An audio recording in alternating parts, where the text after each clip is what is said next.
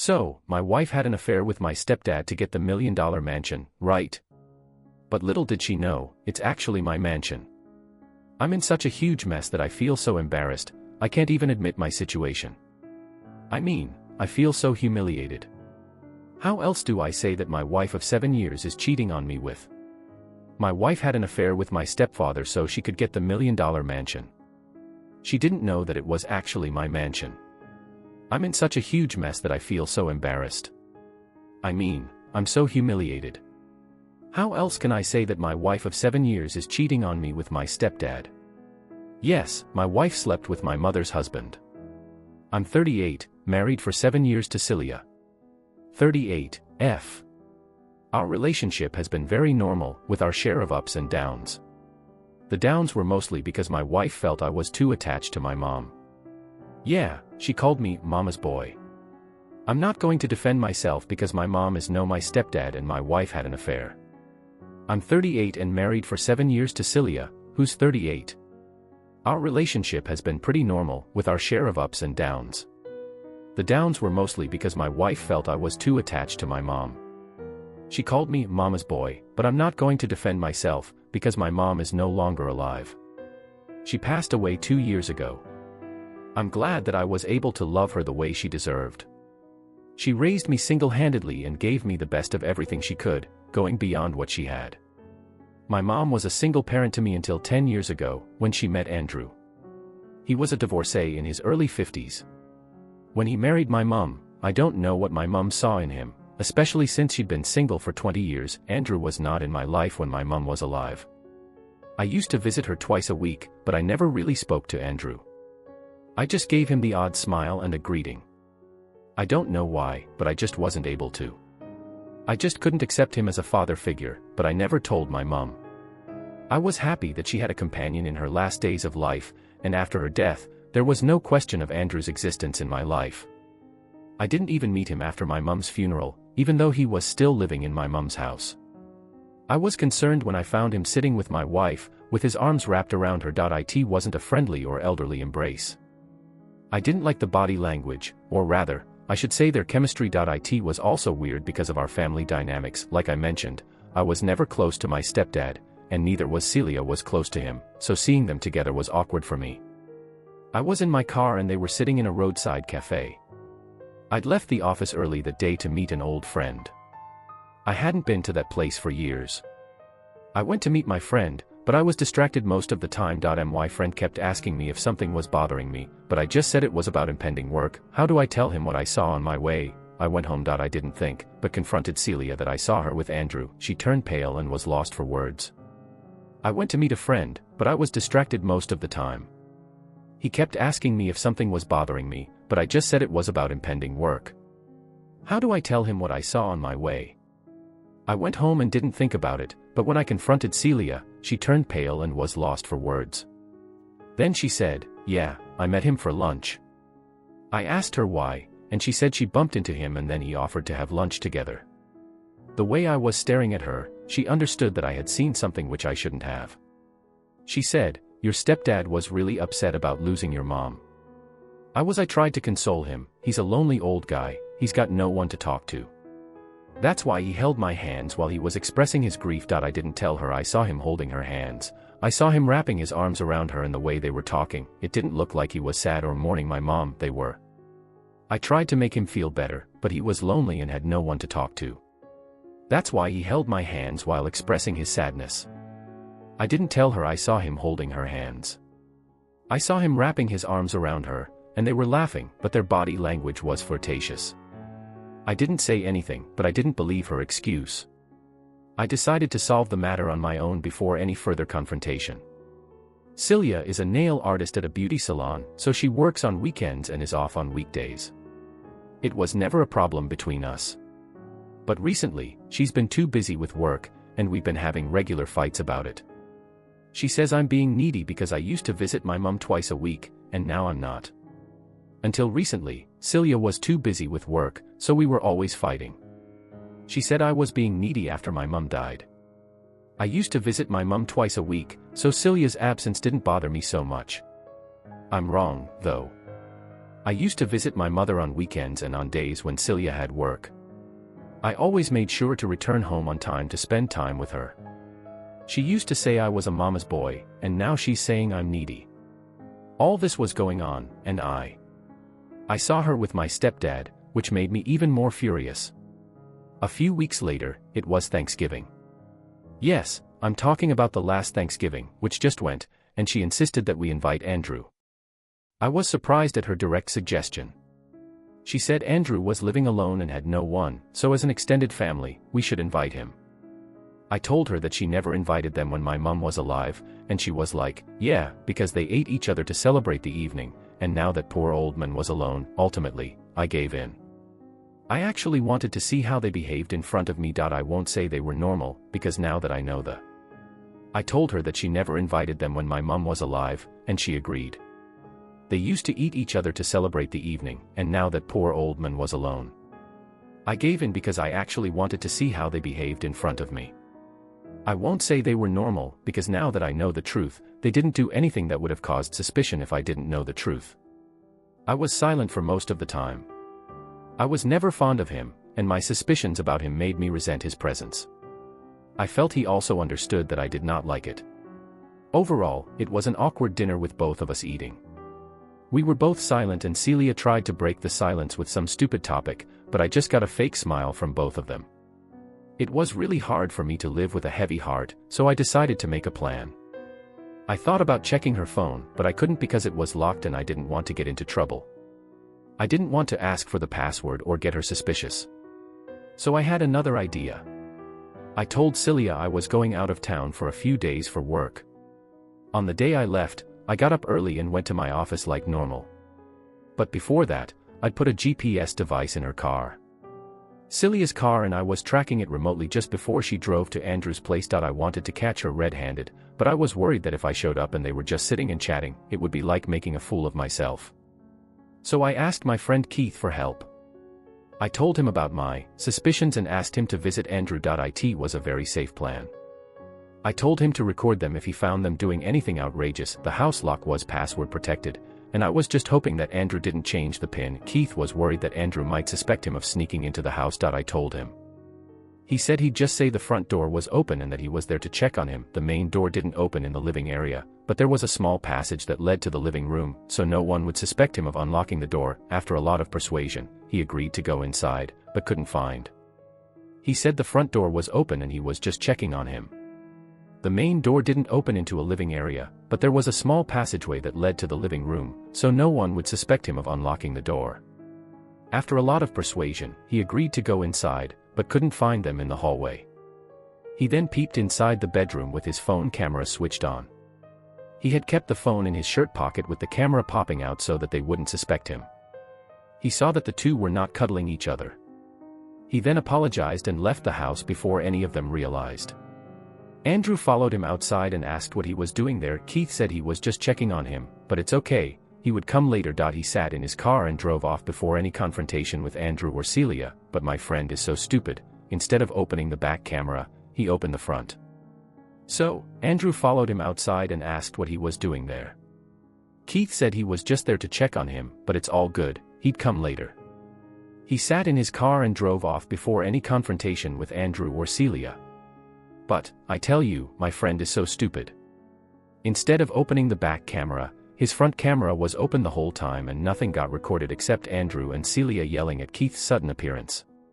Anyway, I got the confirmation I needed. I had already packed 2 sets of clothes in my toiletries before leaving the house that day, so I went to Keith's house. His wife was out of town at her parents' house, so he insisted that I stayed with him until he could sort things out. Celia knows that Keith would have told me the truth. She messaged me asking when I would come home. I didn't reply. Yes, I ghosted her. She has been blowing my phone with her endless texts and calls. She thinks I'm out of town for work. It's so, the other day, I was with my parents, and they said I should stay there until this was all sorted. Celia knows Keith would have told me the truth, and she messaged me asking when I was coming home. I didn't reply, so she's been blowing up my phone with texts and calls. She thinks I'm out of town for work, but that didn't happen. It was 4 days ago. I've contacted a lawyer virtually, and I don't want to see her face ever. I'll send her the divorce papers and get her evicted from my house. Update 1. It took 10 days for the lawyer to send the divorce papers. Celia wasn't ready to sign them and wanted a discussion. This all went down 4 days ago. I got in touch with a lawyer online. I don't want to see her face ever again. I'll send her the divorce papers and get her evicted from my house. Update 1. It took 10 days for the lawyer to send the divorce papers. Celia wasn't ready to sign the papers and wanted a discussion. My lawyer suggested that we go for an out-of-court settlement if possible, because it would substantially reduce our time and money. See, I'm a sales guy with a regular job. I have a certain limit on the funds that I spend on lawyers, and also limited leave to attend the court case. So I agreed to a meeting in the lawyer's office. The lawyer said it'd save us loads of time and money if we settled out of court, so I agreed to a meeting with them. But when I got there, she insisted on having a private chat with me. I tried to resist, but my lawyer asked me to go for it, as long as I didn't say or commit to anything. She insisted on a set of rules for the meeting, like no touching, no hugging, no confessions. I felt disgusted at her presence. She tried to hug me, but I pushed her away. She said it was all a misunderstanding. After reading so many cheating stories on Reddit, I know what all cheaters say. I was like, yeah sure, you were trying to help out a poor old man from his loneliness, right? She said whatever Keith saw was true, and she was pretty disgusted at her presence, so she tried to hug me, but I pushed her away.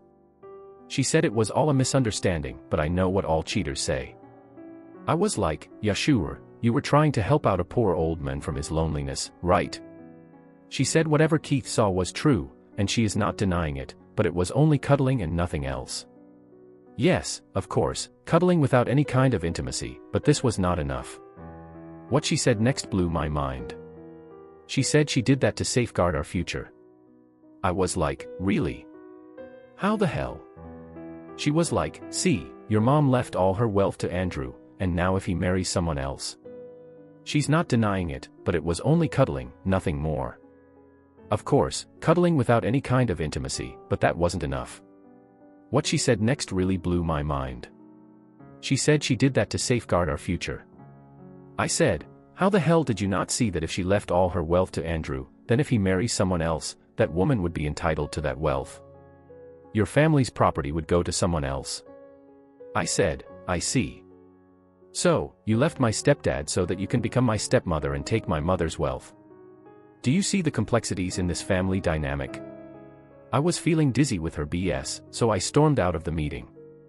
Afterwards, I went to my room. When I came back, my lawyer asked me to explain everything, and I did. He laughed for a moment, but he was interested in knowing about the inheritance. My mother had left me a house that she had inherited from her uncle. It was a huge mansion, way beyond my means. Interestingly, Celia always had an eye on that mansion.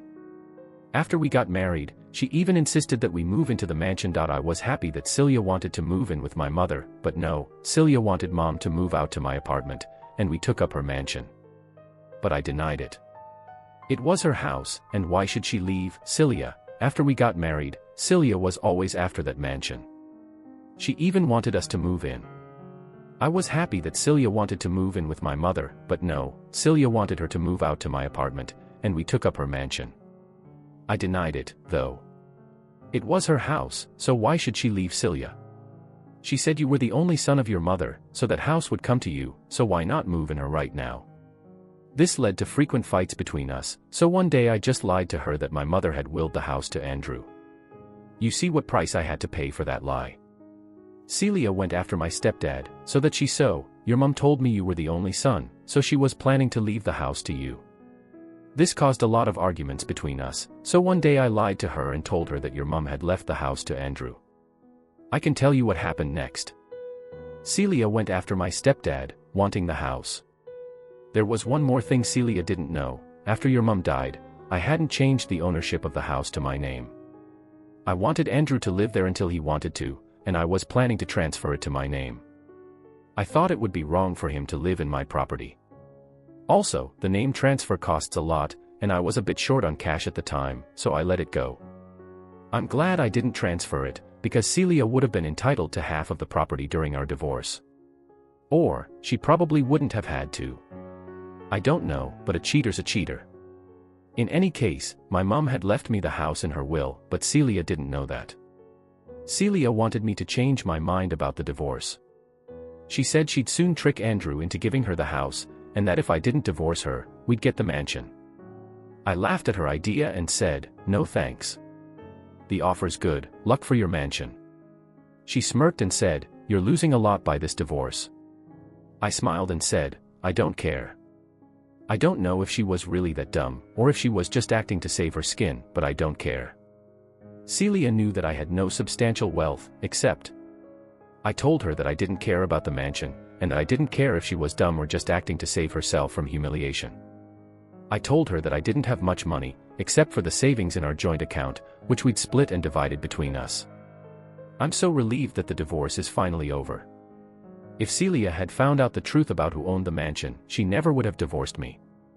I can't share my mom's inheritance with her. Celia dug her own grave by I'm so relieved that the savings in our joint account have been split and divided between us. If Celia had found out the truth about the ownership of the mansion, she would never have divorced me. I can't share my mom's inheritance with her. Celia dug her own grave by confessing her intentions to date Andrew, because I was going to use that information to drive Andrew away from her life. I saw Andrew picking her up from court and assisting her with all the legal matters during our divorce. I was just waiting for the divorce to be over, for the bubble to burst, and then to see her reaction now that it is done. The next I'm going to do is destroy my love. Celia update 2. After my divorce was finalized, I texted the details of Celia's confession to Andrew. He was like, "You know that your mom is will this mansion to you?" I said, "Yeah, I have her will, but Celia doesn't know, and she is going to ask you." I was not doing any good service to him by revealing the truth. I just wanted to burst Celia's bubble. The poor girl was dreaming of having my mom's mansion. Andrew told me that of late, Celia was indirectly asking him regarding his will and who was going to get his inheritance, but he never understood her intentions because he didn't have any wealth to his name. I didn't want to have any bro code with Andrew, so I left the conversation in that note. After a while, I got a call from Celia. Usually, I wouldn't have responded to it, but this time I did because I knew what it was about. She was yelling from. I didn't get what she was talking about. I didn't want to have any bro code with Andrew, so I ended the call. After a while, I got a call from Celia. I usually wouldn't have answered it, but I did this time because I knew what it was about. She was yelling from the other end. "Why didn't you tell me that your mother had willed the house to you? I was telling that old man a load of rubbish to protect your property, and you $1 HLA destroyed me. Instead, I was just laughing at her abuses because it was coming out from a place of hurt." I said, "Thank you so much, and." I said, "Well done, and good luck with your Elkin game." I hung up and blocked her. A few days later, she called me again from a number I didn't recognize, maybe from her friends or colleagues. She told me that Andrew had broken up with her because he'd found out that she was with him just for the inheritance. "I wish you the best of luck with your Elkin game." I ended the call and blocked her a few days later. Then she called me again from an unknown number, maybe from her friends or colleagues. She said that Andrew had broken up with her because he'd found out that she was with him just for the inheritance. Now that the truth had come out, he dumped her. He called her greedy and said she was trying to help him cope with the loneliness, but he turned against her. I don't know why she was still trying to pose as a pious woman when her true colors had already been revealed. I sarcastically replied that yes, she was being selfless, but she was a sick woman. I said to her, "Yeah, you're right, you're just trying to help yourself, not thinking about anyone else." I was sarcastic, of course. I said, "You're so selfless, you only do things for others, and you never have any hidden motives." She said she was with Andrew for my benefit, so she could get the mansion for me, and now she's saying she was trying to help Andrew cope with the loss and loneliness. Wow, such a pure soul she was. She didn't give up there. She tried every way to contact. She was begging me to get back together with her, sometimes even trying to gaslight me. She showed up at my house, my office, and even at some of the places I go regularly. I mean, it's so unbelievable that she showed up at my gym and tried to corner me to speak to her. It was a nightmare, but I just ignored her, as if she was a ghost. She was just a stranger to me. Technically, she was a stranger because our divorce was final. Update 3. I thought that this saga was over, but my past popped out as soon as I changed the ownership of the mansion to my name.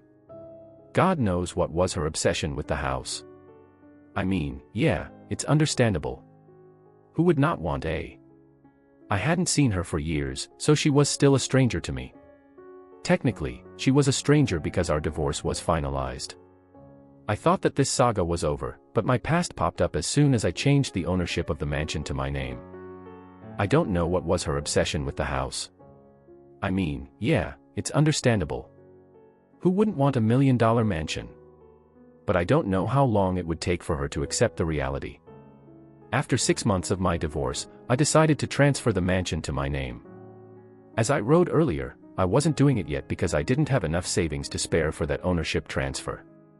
Now that I was divorced and my expenses had dropped a lot, I was able to save up the transfer amount in 4 to 5 months before applying for the transfer. I told Andrew about it, but he wasn't living in that house anymore after I found out about his affair with Celia. I didn't ask him to move out, but he said he'd take his stuff out of the house, and he did. He made me the admin of the locks, and it took a couple of months to get all the paperwork ready. In the meantime, I painted, and I also took care of the lawn and the pool, which had been neglected for a while. I cleaned the place up, and I was NC with Celia. As I said last time, Andrew had broken up with her, so I was confused when she turned up at the mansion on one of the days when I wasn't there. The cleaning manager called me to say a woman had come down and was wandering around. So, I was out at the mansion on one of the cleaning days, and I got a call from the cleaning manager. She said a woman had turned up and was wandering around the house. They tried to stop her from entering, but she insisted she was my wife. I thought it was a bit of fun, but they suspected her to be a trespasser because of how she was acting. I told them to kick her out, as I didn't have a wife. They did as I said, and then gave me a call to confirm. They tried to stop her from entering, but she told them she was my wife. They suspected her of being a trespasser because of how she was feeling. Indeed, she was, and I told them to kick her out. I had no wife, and they did as I asked. Then they gave me a call to say the woman was out of the house. No prize for guessing if she showed up at my house. She was crying and wailing that I had abandoned her when she did no wrong and that her intentions were pure. I told her to seek therapy and that she needed to check out a mental hospital instead of my house. She wanted I told her to seek therapy and that she needed to check out a mental hospital instead of my house. She wanted me to let her inside the house and have a conversation, but I didn't. I closed the door on her face. She was, and I told them to kick her out. I had no wife, so they did as I told. Then they gave me a call to say the woman was out of the house. No prize for guessing if she showed up at my house, yes. And she did. She was crying and wailing that I had abandoned her when she did no wrong and that her intentions were pure. I told her to seek therapy and that she needed to check out a mental hospital instead of my house. She wanted me to let her inside the house and have a conversation, but I didn't. I closed the door on her face. Her face. I've also got a restraining order against Celia on my mansion property.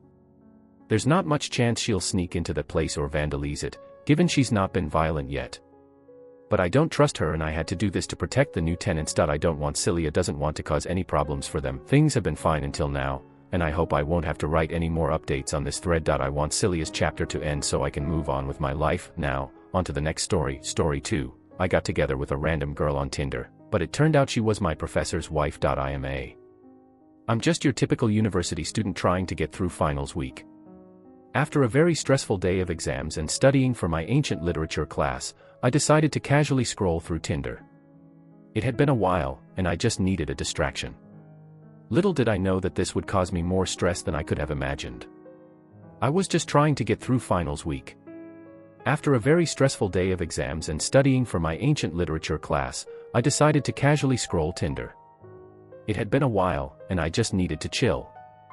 I had no idea that this would cause me more stress than I could have imagined. I swiped right on a girl who was less than a mile away. She was 25, a little older than me, but she was super hot and seemed into me, so I went with it. She invited me over to her apartment and said that she had to go in 20 minutes, so make it fast. Needless to say, we got straight to business. I thought I'd swiped right on a girl who was less than a mile away. She was 25, a little older than me, but she was super hot and seemed into me, so I thought, why not? She invited me over to her apartment and said she had to go in 20 minutes, so I figured I'd better make it fast. Needless to say, we got straight to business. But about 3 minutes in, we heard the front door open. She told me to stop, so I did, and we listened. We could hear footsteps coming towards us, and I got pretty scared. I expected it would be like when my parents caught me with my ex a few years ago, and it would be embarrassment all around. But it wasn't at all. About 3 minutes in, we heard the front door open. She told me to stop, so I did, and we listened. We could hear footsteps coming towards us, and I got pretty scared. I expected it would be like when my parents caught me with my ex a few years ago, and it would be embarrassing all around. But the ancient literature professor, who I absolutely despised and whose test I was frantically studying for, walked into the room and froze. He saw her, gasped, and then saw my face. His face turned red, and he screamed, "Get the fuck out of my house." I'm pretty sure I lost some of my hearing from how loud he yelled. Anyway, I put on my shorts and ran back to my quad. Now, as I'm lying in bed, all I can think about is how my college professor saw me naked, not just naked, but having sex with his daughter without any clothes on. He already didn't. I know he's a tough grader, so I'm pretty sure I'm going to bomb this final and trash my GPA. I see him tomorrow at 11 a.m. Wish me luck. I'll update you later. I've taken the exam, but I'm still in the dark. I'm going to remove all the personal information because this has blown up a lot more than I wanted it to. I'd rather not turn this into a school-wide scandal. I shuffled into class, praying that my life wasn't about to be ruined by this professor. Thankfully, the TA came into the room and said that, due to a family emergency, Professor Name won't be proctoring today's exam. He'll email you back with your graded exam by the end of Saturday. Right after the TA said this, she started handing out the tests. When she came to me, she gave me this look and laughed before giving me the exam. I thought, great, now the administration probably knows. Anyway, I took the test, and I think I did pretty well. As soon as I got out of the room, I checked my email. It's a habit, and... Hey, so Professor Name emailed me about a meeting tomorrow at 1 p.m. in room number in the building. He's also going to be there with my wife and the Dean of Academic Affairs. We'll be discussing the situation and how to move forward. I appreciate your understanding and cooperation in advance. Best. Professor Name. I'm a bit confused. I don't think I did anything wrong, but his wife is getting involved, which I don't understand. However, there was verbal and written consent, and if I need to, I can use the Tinder DM history. To be sure, his daughter's got an IUD too, so there's no way that's going to turn into a pregnancy. The thing I'm most worried about is how this will affect my relationship with my professors in the administration. I'll update again tomorrow after the meeting. Edit. Okay, after reading comments about it possibly being his wife, his reaction in the meeting makes a lot of sense. She never said anything about her and him. However, I still very much hope that's not what happened and I'm just terrified. He was thinking about the idea of being his son-in-law. Update 1, you guys wanted an update, so here it is. Over the last couple of hours, I've gone from being terrified of possibly getting sued to possibly becoming a school legend. Unfortunately, a few of my friends found my Reddit post, and because of the class name and my professor being absent, they know exactly what happened. Anyway, here's the update. Right after making the last post, I got an email saying that the meeting had been changed. Everyone involved was supposed to. We met up a bit later in a room that was soundproof, BC. They didn't want anyone else to hear or get involved, which I totally get. We met at around 2:30 and the professor and the Dean of Academic Affairs sat opposite me, just like a lot of you said they would. His wife, who I now know was his daughter that I hooked up with, walked in with a ring this time. Luckily, she and the professor didn't try to make any claims like assault or malicious intent, which was a relief. Surprisingly, the meeting was pretty quiet and simple. 2 other professors would evaluate the class. I'm not sure if you know this, but under the student handbook, exams are supposed to be random.